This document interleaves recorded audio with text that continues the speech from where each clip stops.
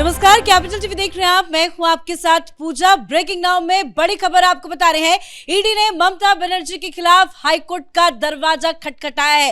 दरअसल सुबह से जिस तरह से ईडी की रेड के दौरान बवाल हुआ, आईपैक के दफ्तर के अंदर और प्रतीक जैन के आवास पे जो ईडी की कार्रवाई हुई और ममता बनर्जी खुद जब छापेमारी वाली जगह पे पहुंची तो उसके बाद से लगातार पश्चिम बंगाल में बवाल हो रहा है। और अब ममता बनर्जी पर ईडी ने बड़ा आरोप लगाते हुए कहा है कि ममता बनर्जी ने जांच में बाधा उत्पन्न की, जांच नहीं करने दी गई और इसी के खिलाफ ईडी ने हाईकोर्ट का रुख किया है। और बताया जा रहा है कि हाईकोर्ट में कल इस पूरे मसले को लेकर सुनवाई होनी है।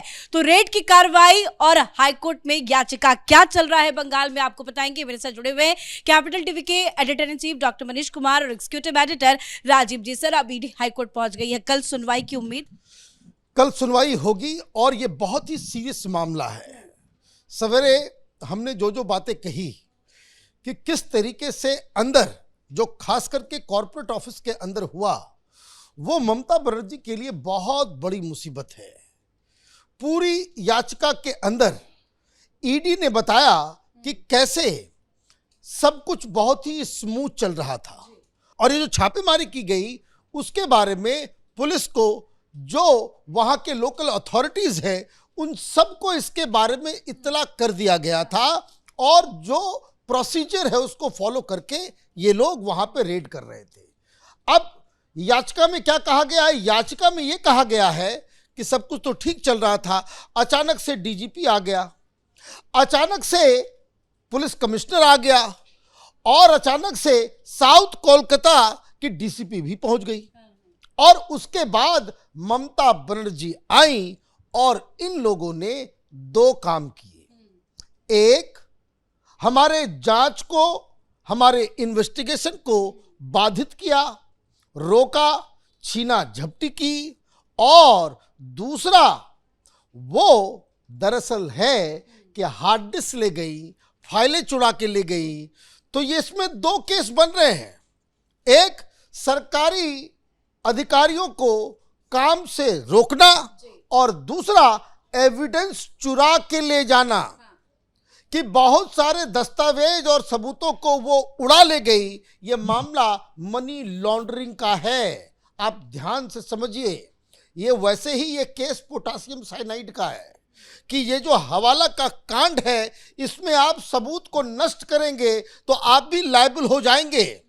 तो ये जो दो केसेस है, ये कॉग्निजेबल ऑफेंस है। एफआईआर दर्ज भी होगा और इन्वेस्टिगेशन भी होगा। और चूंकि यहाँ स्वयं मुख्यमंत्री और यहाँ पे डीजीपी है, तो इसका मतलब है कि इन लोगों को तो सस्पेंड भी करना पड़ेगा। और ये पूरी की पूरी जो तहकीकात, ये किसी सेंट्रल एजेंसी में भी सीबीआई की जांच के आदेश के बगैर इसमें कुछ होता दिख नहीं रहा है। और ये जो हाईकोर्ट के अंदर जो ईडी चली गई है, ममता बनर्जी के लिए अब ये बहुत बड़ी मुसीबत है। अभी तक हुआ नहीं है, लेकिन मेरा जो दिमाग कह रहा है कि अब आनन फानन ये लोग भी काउंटर कोई एफआईआर जो है वो दर्ज करके ईडी के अधिकारियों के ऊपर दबाव डालने की कोशिश करेंगे। लेकिन कितनी भी चतुराई कर ली, ममता बनर्जी एक बहुत बड़ी मुसीबत में फंस गई। मामला बड़ा होता नजर आ रहा है। जांच में बाधा डालने का आरोप ममता सरकार पर लग रहा है। अब हाईकोर्ट पहुंची है ईडी, कल सुनवाई की खबर बताई जा रही कि कल सुनवाई हो सकती है। अब हाईकोर्ट की तरफ से क्या कुछ हो सकता है कल? देखिए, सिर्फ मामला यहां तक सीमित नहीं रहने वाला है कि ममता बनर्जी ने सरकारी काम में बाधा डाला। ये ईडी का आरोप है और इस आरोप में एक एक परत खुलने वाली है, क्योंकि ममता बनर्जी ने आरोप लगाया, वो आरोप लगा रही है कि ईडी की फॉरेंसिक टीम आई और उसने सारा डाटा कलेक्ट किया, हार्ड डिस्क उठाया और वो लेकर चले गई। लेकिन ये हार्ड डिस्क किसका है? क्या आईपैक का है या फिर ममता बनर्जी के पार्टी का है या फिर सरकार के कुछ डाटा का है? क्योंकि यहां तो मामला उल्टा दिखाई पड़ रहा है। ममता बनर्जी कह रही है कि जो ईडी ने छापेमारी की उसमें इनके कैंडिडेट्स के डाटा है, इसमें वो डाटा है जो चुनाव में रणनीति बनाने के लिए आईपैक के साथ समझौता हुआ था। लेकिन ये नहीं बता रही है कि क्या ममता बनर्जी टीएमसी के लिए प्रचार करने के लिए या कैंपेन संभालने के लिए आईपैक के साथ गठजोड़ की, या फिर उसने सरकार को ही बेच दिया आईपैक के हाथों।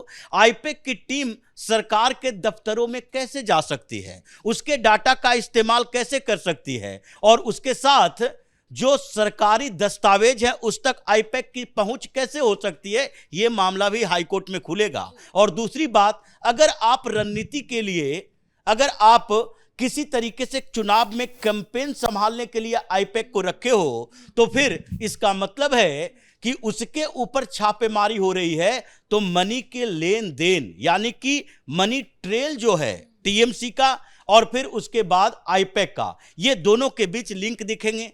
और ये देखा जा रहा है कि क्या टीएमसी ने जितने पैसे देने के लिए बात कही, जितने पर कॉन्ट्रैक्ट साइन हुआ, उतने ही दिए गए हैं या उससे ज्यादा पैसे दिए गए हैं। तो अभी डाटा का खेल शुरू हुआ है, जो प्रशांत किशोर ने पिछले चुनाव से शुरू किया था कि कैसे टीएमसी के लिए प्रचार नहीं करना है बल्कि डेमोग्राफी चेंज करना है। प्रधानमंत्री ने बंगाल को टारगेट करके कहा था कि जैसे डेमोग्राफी चेंज हुआ है, बंगाल में भारतीय जनता पार्टी की टीम बूथ बूथ पर घूमकर गई है और बूथ सर्वे रिपोर्ट में सामने आया है कि कैसे ममता बनर्जी ने पिछले साल जो वोट ऐड करवाए कोरोना के समय में, जब फिजिकल वेरिफिकेशन नहीं हो रहा था, वो फर्जीवाड़ा प्रशांत किशोर की कंपनी ने की थी। तो अभी ये परत खुलेगी हाईकोर्ट के अंदर और फिर ममता बनर्जी के प्रशासन के ऊपर। अभी इन्होंने डीजीपी चेंज करने के लिए नाम दिए हैं और उन नामों में अब चुना जाएगा कि अगला डीजीपी जो होगा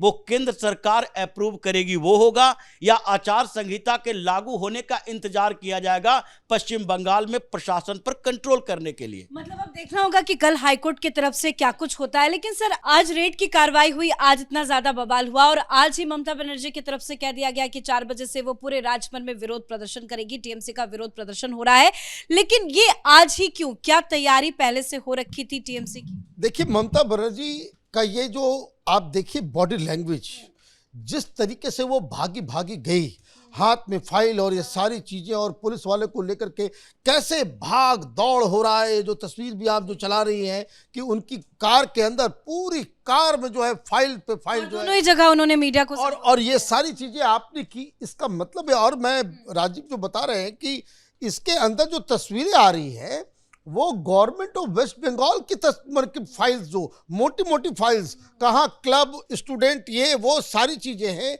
ये एथिकली बिल्कुल लीगली भी रॉन्ग है कि कोई भी सरकारी दफ्तर का फाइल किसी अधिकारी के घर में नहीं हो सकता। फाइल्स को आप घर नहीं लेकर के जा सकते हैं, ये रूल है। और ये तो प्राइवेट पर्सन है, यहां पे सरकारी दस्तावेज कैसे पहुंच रहा है, सरकारी फाइल्स क्यों पहुंच रही। अब ममता बनर्जी क्या कह रही है कि टीएमसी के दफ्तर पे, ये तो दफ्तर नहीं है, ये तो आईपैक का ऑफिस है। दूसरा कि एक तो घर है और दूसरा कॉर्पोरेट ऑफिस है। टीएमसी का दफ्तर कहां है? ये जो आप जो लोगों को भड़का रहे हो, तो ईडी ने अपने कंप्लेन में साफ साफ बताया है कि हम टोटल 10 लोकेशन पे छापेमारी कर रहे हैं। दिल्ली में भी रेड हुई है, दिल्ली में 4 और कोलकाता के अंदर, वेस्ट बंगाल के अंदर 6। और साफ साफ उन्होंने कहा कि कोई भी रेड ममता बनर्जी या टीएमसी के दफ्तर पे नहीं है। ये सिर्फ और सिर्फ कोयला घोटाला से जुड़े हुए, पैसे के लेन देन करने वाले, जिनका आईपैक के साथ रिश्ता है, वही ये काम किया गया। बनर्जी कह रही है कि टीएमसी के आईटी सेल के दफ्तर में ये रेड हुई है। आईटी सेल का दफ्तर नहीं है, आईटी सेल का दफ्तर नहीं, वो आईपैक का रजिस्टर्ड ऑफिस है। और आपने प्रतीक जैन को आपने बना रखा है आईटी हेड भी, तो वो आपकी प्रॉब्लम है। आप ये कोई टीएमसी का आईटी हेड जो ना कोई सरकारी ओहदा है क्या? कोई सरकारी ओहदा है? और अगर आपने ऐसा किया हुआ तो आप बताइए, आपके वेबसाइट पर तो वो एड्रेस नहीं लिखा हुआ है कि भाई टीएमसी का आईटी दफ्तर जो है वो आईपैक का ही ऑफिस है।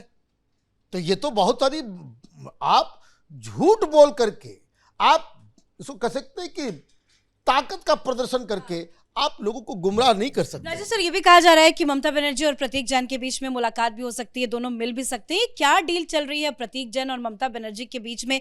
क्या कुछ ऐसी बातें हैं जो सामने ना आ जाए जिस वजह से ममता बनर्जी डरी हुई है? देखिए, आईपैक लंबे समय से पश्चिम बंगाल में काम कर रही है और वो काम केवल चुनाव कैंपेन को लेकर नहीं है, बल्कि ग्राउंड रियलिटी है कि आईपैक चुनाव के पहले ममता बनर्जी के लिए फंड रेज करने का काम भी कर रही है। यानी कि प्रशांत किशोर तो अपने आप को अलग कर लिया। ये पूरा मोडस ऑपरेंडी वैसे ही है जैसे जितने कारपोरेट हाउस में बैठे हुए politician, Rahul Gandhi backup private limited चलाते थे, जैसे ही दिल्ली वापस लौटे 2004 के इलेक्शन से पहले उन्होंने उस कंपनी को डिजोल्व कर दिया, दूसरे के हाथों में बेच दिया, और उसके बाद ये कहने लगे कि नहीं नहीं मेरी इस कंपनी से कोई लेना देना नहीं है। सत्येंद्र जैन गिरफ्तार हुआ, सेल कंपनियां चला रहा था, बाद में कहता है नहीं नहीं हम जब मिनिस्टर बने थे तो उसके पहले हम उस कंपनी से एग्जिट कर गए थे, भले ही उसकी पत्नी पूनम जैन उसमें शामिल हो। क्या आईपैक में अभी भी प्रशांत किशोर का शेयर है या नहीं है? अगर प्रशांत किशोर का शेयर है तो वही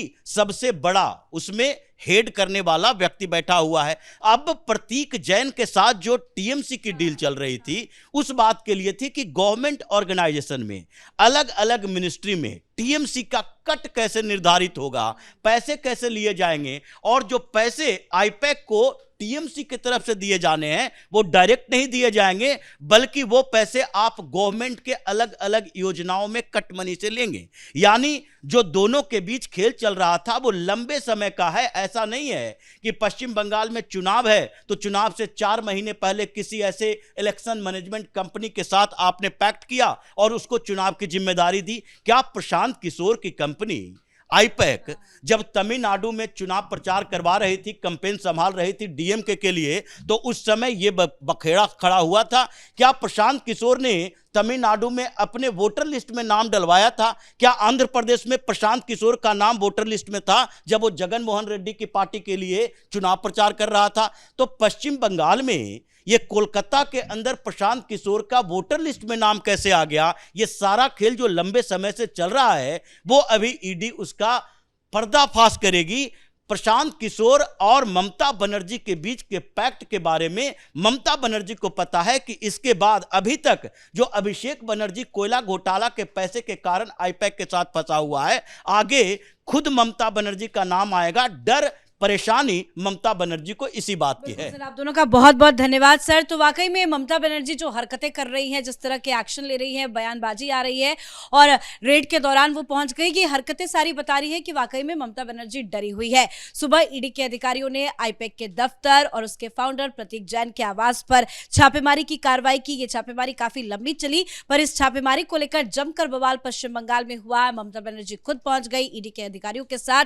बवाल की खबरें सामने आई, कुछ फाइलें वहां से हटाने की खबर आई, लेकिन अब खबर यह सामने आ रही है कि ईडी ने बड़ा एक्शन लेते हुए हाईकोर्ट का रुख कर दिया है। ममता बनर्जी जांच में बाधा उत्पन्न कर रही है, यह आरोप ईडी की तरफ से हाईकोर्ट में लगाया गया और अब कल हाईकोर्ट में इस पूरे मसले को लेकर सुनवाई होनी है। इस खबर में इतना ही। देखते रहिए कैपिटल टीवी। नमस्कार।